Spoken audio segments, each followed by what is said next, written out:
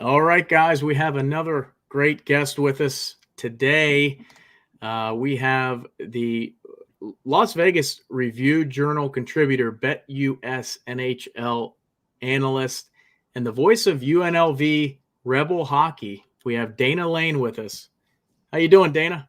I'm good, man. That's a lot, man. People usually don't even bring up the other stuff. They're like, yeah, just handicapper. But it's crazy, Nick, when people ask me, like, what do you do? And it's a great question when you usually get your mother-in-law asking that question. Right. Like, what is it actually that you do? And I'm like, well, here's a sheet of paper. Basically, anything anybody asks me to do, I guess, is the Right. answer. Yeah, you do it all for sure. Well, this week is the lull before the storm, and we got the Super Bowl coming up in Yeah. 11 days. Right now, this is Wednesday. We're sitting at 4.5, favoring the Rams. 69% of the money is on the Rams. The total is at 48.5, dropped down a bit since it opened up, and looks like the money's on the under, which would make sense. So, what are your initial thoughts on this game here, Dana? Yeah, we're a little bit of ways from this. I kind of like to listen to the press conferences. I like to, get reports from the practices. And of course, Nick, this is definitely going to be the Rams, defense against the Cincinnati offense. And how well can the Bengals actually protect Joe Burrow? And that is, something that we saw early in the playoffs. Nick, honestly, and for most teams, if Tannehill had a good game, there's no way that Cincinnati would have beaten Tennessee. You can't Right. allow 9 sacks. The good thing is you got 2 weeks to prepare for this. And I think if I'm Cincinnati, it is get the ball out of Joe Burrow's hands as quickly as possible. A lot of outs, a lot of slants. That's really going to be my game plan. And of course, you got to have some sort of a running game. But that Rams run defense that we saw early in the year that wasn't as good just continuously gets better. And I just don't see them having a lot of room between the tackles. So I think you're going to see a lot of side-to-side running, get that defense running around a little bit. But Burrow's got to get the ball out of his hands early. The positive thing is you got 2 weeks to prepare for this Rams front. Right now, I'm leaning Cincinnati and the over, but nothing etched in stone at this point. Yeah, you would think they can't afford to have 9 sacks like they did against the Titans, against an offense like the Rams. That's not gonna be a recipe for success in this game. Some trends here: the teams that rush for more yards. Now, neither of these teams are very good rushing teams, but the team that rushed for more yards in the Super Bowl are 40-14 straight up, 37-14-3 ATS for about 72%. So I think that could be a huge factor in this game. Who establishes the run better? You got to favor the Rams offensive line against the compared to the Bengals, but that's Nick. This is the Bengals team that's you want to talk about trends. They've covered 7 straight games. They've covered 6 straight games against teams with winning records. They've covered 5 straight as a dog. So there's a lot of spots where we thought maybe Cincinnati wouldn't be good in, and they ended up getting the W. One thing I think is going to be a huge factor outside of turnovers, and turnovers might be a lot of turnovers or the lack of turnovers. I think Cincinnati needs to win that turnover battle to get this win, but a lot of turnovers, I think, definitely bodes well for the over.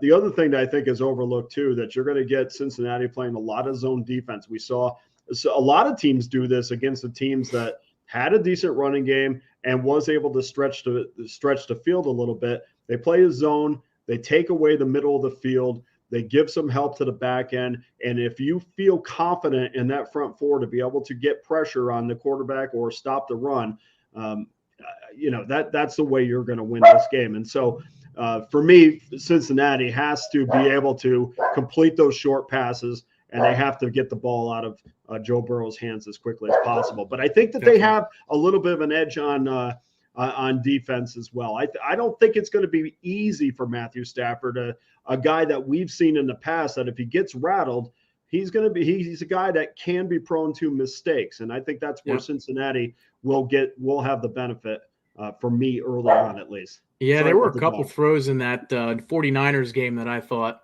man, that was an ugly throw. And fortunately for him, they either went out of bounds or didn't hit anybody. Well, except for that dropped interception by the 49er. Who was that? Tart, I believe was his last name. And that would have been that would have been a difference maker for sure. Yeah. And you brought up turnovers in the Super Bowl history. The team that has more turnovers have only won 6 times straight up and 8 times ATS, 18%. So that's going to be huge. I mean, again, you got to take these numbers and you can apply this in any sport. Whether you're talking about the NFL or you're talking about the NHL or anything else, numbers always tell you where you've been. They never tell you where you're going.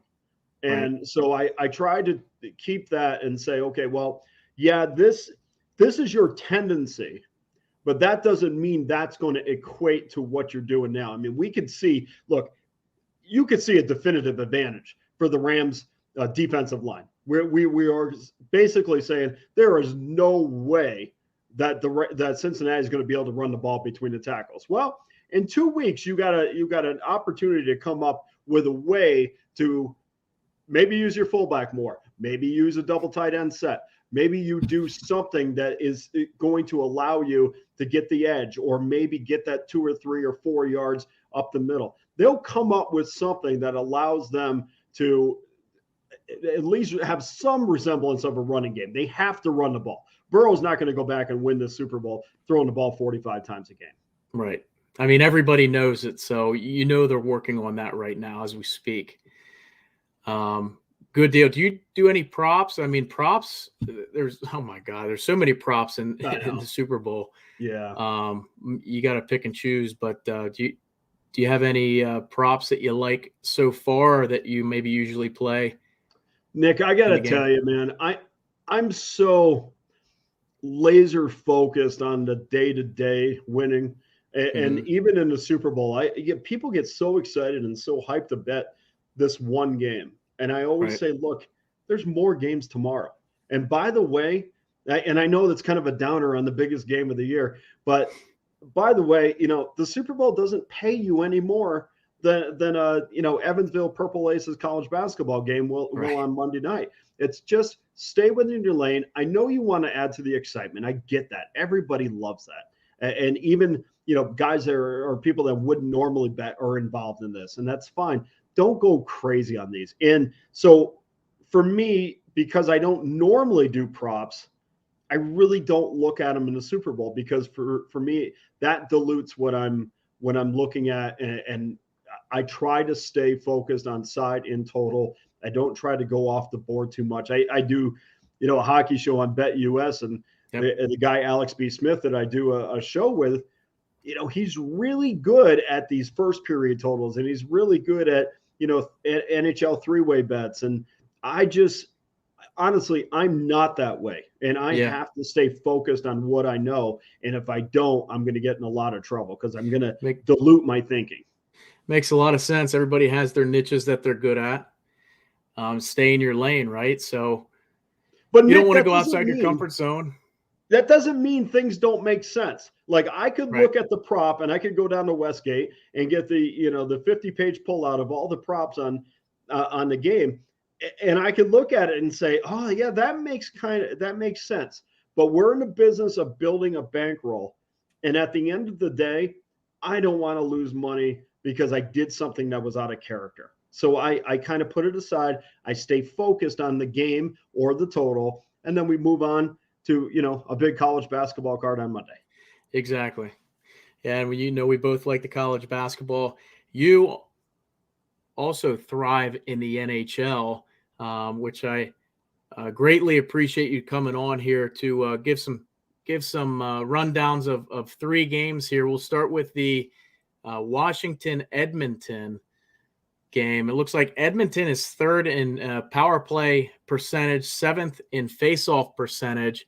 Looks like Washington has the edge on defense. 7th in goals and goals allowed, and 3rd in shots on goals allowed. Take it away with this game, Dana.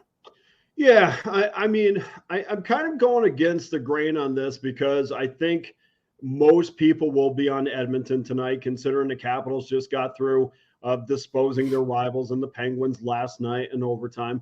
And so I think naturally people, the betting public, will be on Edmonton in this one. But that's kind of not the way I do this. Too often that we think that rest equals W's against a team, especially a team that traveled and it's coming home after a big game. We that's logic. Well, logic doesn't win bets.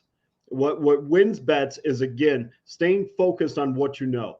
And what I know is that the Edmonton Oilers right now, even though they broke their long losing streak, they had a good win against Calgary, came back and won their next game, and then dropped this game last night to Ottawa, and or 2 nights ago to Ottawa, and I just kind of think to myself, this is just not a team that's out of that 7-game losing streak, where you watch these press conferences and their heads are kind of hanging low. There was verbal altercations with the media. This is not a team, to me. It has all the talent in the world, no goaltending, all the talent in the world, but just is not, in my mind, good enough to make the postseason. They're just missing that it factor. And I think there's plenty of teams in the West, and it's all bunched up right now. I think there's plenty of teams in the West that are better than them. For Washington, they are going to play a tight defensive game. That's kind of been their MO as of late. Yes, we think of the Capitals as a terrific offensive team, which they absolutely are. They're starting to kind of break out of that a little, break out of a recent slump. Good game against Pittsburgh last night. But this is still a team over the last 5 games that still is trying to find their way, and they're playing a much better defensive game than they are an offensive game.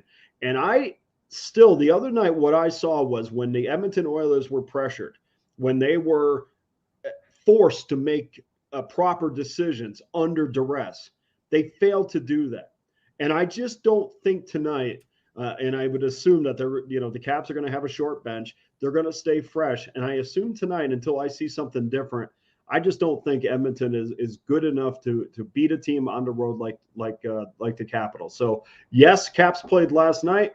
Yep, that would make sense. You would go against them, especially if you're getting plus money with Edmonton. No, not for me. I think the Capitals are the better team, and I think the Edmonton Oilers are really fighting inside their head right now. Does it matter that we're this close to the All-Star break? It matters to some teams, for sure. I mean, you look at Mike Sullivan for the Penguins. He talked about the bumps and bruises, and although there's not a big injury list, they have. Some teams are banged up a little bit more than others. It really is a game by game thing. I mean, this was normally if Washington and Pittsburgh played a regular season game, I wouldn't look so much into it because I think you'd still have your guys playing 20, 25 minutes as normal. But, for instance, last week, Mike Sullivan, the head coach of the Penguins, he gave his guys it was an option. You could either skate Thursday, or you could skate one day or skate the next day, which is kind of giving them a day off, although they had a film session. And so that's telling me, look, he can afford to have this team split up a little bit, but what his focus is on getting healthy. We look at the Boston Bruins. I mean, we have no idea where Brad Marchand is as far as his injury is concerned. Played last night against Seattle. Still not 100%. Still can't lift that arm above his head. I think it's a game by game basis. So I don't think it's something that you could just put a cloud over the NHL and say, yeah, I think there's going to be a lot of unders because I think teams are going to not want to get hurt and probably not want to play a physical game. But as we saw last night, Nick, in the Washington-Pittsburgh game, this was a game that the Capitals needed to win, and they didn't care there was an all-star break coming up. Good deal. We'll get right into that next game with Minnesota. Well, no, we'll go with Detroit and LA. LA 3rd in shots on goal and offense, 6th in faceoff percentage. LA also has the big edge on defense. Yeah, I mean, look, when you talk about the Kings, Nick, I mean, you always are really talking about betting unders. I mean, 25 of their 48 games have gone under the total.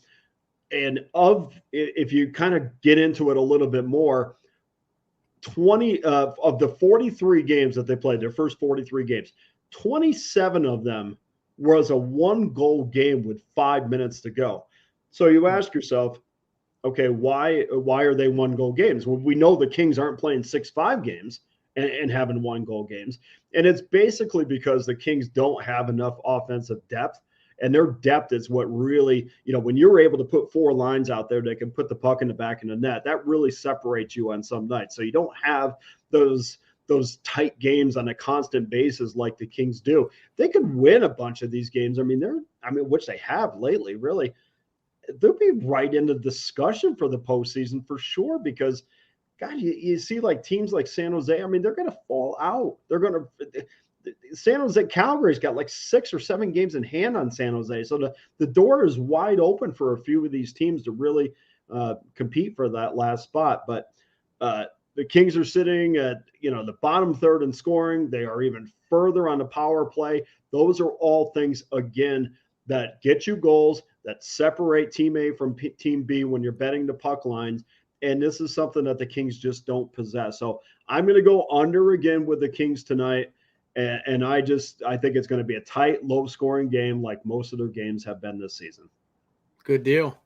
And maybe some of those teams are resting some guys for the break too. Who knows? Yeah. I would think in the Kings, maybe with Detroit a little bit, but not too much. And then with the Kings, at least, these are games that the Kings, they need to win this game. I mean, yeah, they've been playing better lately, and they're in that playoff talk. At least they've got to beat teams like Detroit, just like Edmonton has got to beat teams like Ottawa. You don't beat teams like Ottawa, you have no business. And that's not a takeaway from the Senators. The Senators are certainly moving forward as an organization, like Buffalo. They're not stagnant like Montreal with no clue in the world at what's going to move, what they're doing in the future.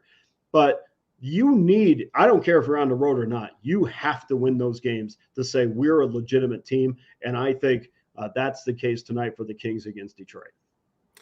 Good deal, Dana. We'll get to the last game, Minnesota and Chicago. Minnesota just has the advantage, right, on offense and defense. What's your take on this one?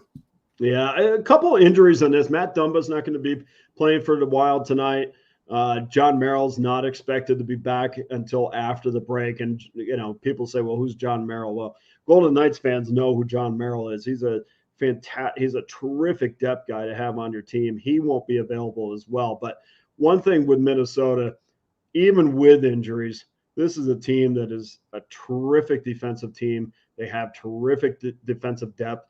And when guys are out, it is a next man up mentality, and there is really no drop off.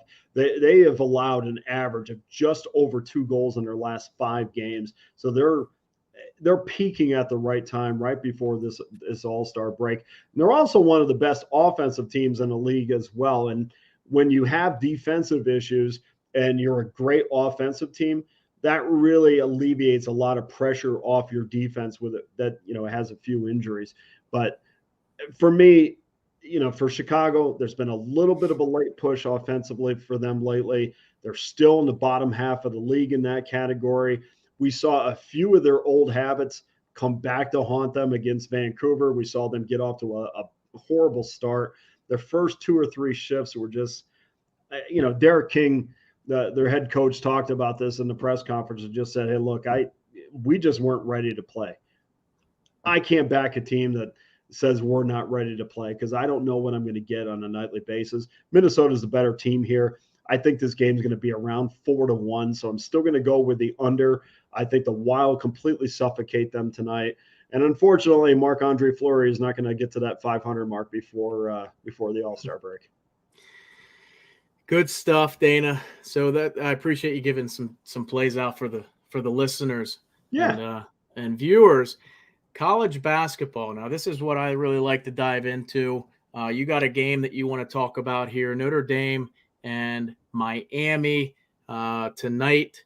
It looks like so. Notre Dame's has a better field goal percentage on the road, which is surprising. I mean, they shoot better at home from 3, but overall better field goal percentage on the road. Give up more points on the road. Miami shoots better at home and also gives up more at home. Miami's number 1 in the ACC in turnover percentage and steals, as well as 3-point percentage. So I'll let you take this one away, Dana. Well, I just think you're going to see a bounce back effort from Notre Dame. And anybody who knows me knows that I'm pretty critical of this program. They are really flown under the radar at a school where they really shouldn't fall under the radar. That, Mike Brey is a terrific coach. He's a terrific guy. He graduates his players. He's a good role model. He's everything Notre Dame wants. The only thing that Mike Brey doesn't do is win on a consistent basis. Right. And he runs the same offense all the time. And I realize that's his MO. It's like get it down low. It's dribble penetration, kick it out for the 3. And we saw against Duke, if they're not hitting those threes, they're going to get demolished. And if Duke was anywhere near what they usually are, Notre Dame would have lost that game by 20 to 25 points. I think you're going to get a much better effort from them tonight. I think they rely too much on their perimeter game, but it's for some reason, probably going back to Herringode. I mean, they just have not been able to recruit a big man that dictates the defense or makes the defense collapse more. Nobody really worries about Notre Dame inside. So, you got Presley and Prentice Hubb and Dane Goodwin. I mean, these guys, if they're not hitting the 3, it's a very simple strategy for Notre Dame, if you will. And they've played it for years. I do expect Miami to come out with a ton of confidence. They've had a ton of success against Notre Dame. They've had a ton of success at home against Notre Dame. But I do remember last year, Mike Brey, and I don't want to say Mike quit, but it kind of felt like, hey, guys, we're in a COVID year. We're going to do the best we can. We're going to go have fun. And there was no game last season that showed that kind of mentality than the Miami game, where Mike actually started his bench and his starters were on the bench. So, and they ended up winning the game. I think Notre Dame comes out, and I think they play a fantastic game in this. I think they're hitting a bunch of threes tonight. They get back to Notre Dame basketball. And, by the way, Nick, they have to win this game. This is a huge game for them because if you look at where they are right now, as far as, the Ken Palm ratings is, if you're going to, use that as a barometer, they have this game and maybe the Clemson game coming up that, is huge. But then they got a bunch of games that just do not help them. I mean, playing Pittsburgh does not help them. Playing Wake Forest does not help them.